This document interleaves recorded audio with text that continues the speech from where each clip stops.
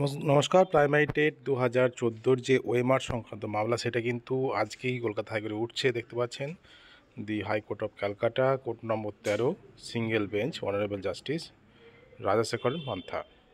তো এই মামলাটা ওএমআর সংক্রান্ত মামলা আজকে উঠছে, যেটা 4 সপ্তাহ পরে ওঠার কথা ছিল। তো আজকেই কিন্তু মামলাটি উঠছে। 2014 যে ওএমআর সিট সংক্রান্ত মামলা, সেই মামলাটা দেখতে পাচ্ছেন। তো এই মামলাটা যে বিষয়টা হলো, সমস্ত জ্ঞানগুলোকে একসাথে করা হবে এবং যে বিষয়টা যে ওএমআর সংক্রান্ত যে মামলা, সেই মামলাটা আজকেই যেহেতু উঠছে, আজকে সেভাবে কিছু হবে বলে মনে হয় না। তো যাই হোক, সেটা আমরা দেখতে পাবো কি হয় কি না হয়। আর এই সংক্রান্ত মামলা কিন্তু বহু আগে থেকেই চলছে, যাই হোক না কেন। তো কি হবে কি না হবে সেটা বিষয়টা হলো কোর্টের বিষয়। তো আমরা আশা করব যাই হোক, যা হবে সেটা কিন্তু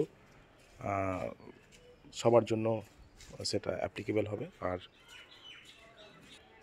কিন্তু এটা ঠিক যে ওএমআর যেহেতু দেয়নি পর্ষদ, সেহেতু সেই ওএমআর সিটটা রাখার দায়িত্ব কিন্তু ক্যান্ডিডেটদের নয়। সেটা অবশ্যই যারা রিক্রুটমেন্ট করেছেন তাদের দায়িত্ব, যে ওএমআর সিট কতদিন রাখবে সেটা তাদের দায়িত্ব। বিষয়টা ক্যান্ডিডেটদের দিকে চাপালে হয় না। তো যাই হোক না কেন, এই যে ওএমআর সংক্রান্ত মামলার যে বিচার করবে অবশ্যই কলকাতা হাইকোর্ট। যে কি বলে কি হয় সেটা আমরা দেখব, কি অর্ডার আসে এই সংক্রান্ত মামলার।